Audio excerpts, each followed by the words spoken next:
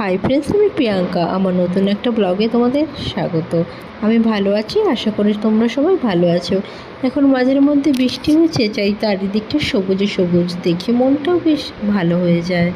আজকেও ক্রেভিং হচ্ছে চিকেন খাওয়ার, তাই যথারীতি সেইভাবে প্রিপারেশান নিয়ে চিকেন রান্না করা শুরু করে দিয়েছি। রবিবারের বাজার, মধ্যবিত্তর বাড়িতে একটু চিকেন না হলে হয় নাকি, তাই সেইভাবে নিজের একার মতো করে অল্প একটু এনে রান্না করছি। চিকেন রান্না করতে তোমরা সবাই পারো, তাই আর আলাদাভাবে শেয়ার করার কোনো বলে কোনো দরকার নেই।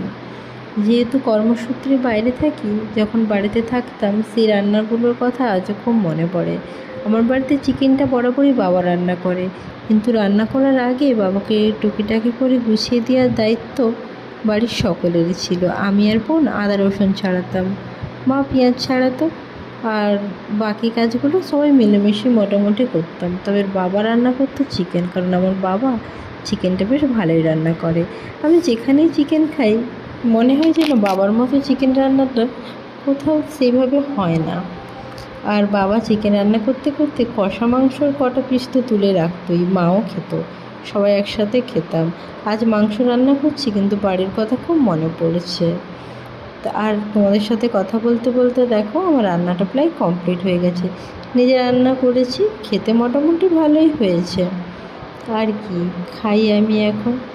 আর তোমরা কিন্তু আমার ভিডিওতে একটা লাইক করে যেও, একটা কমেন্ট করে যেও, ঠিক আছে?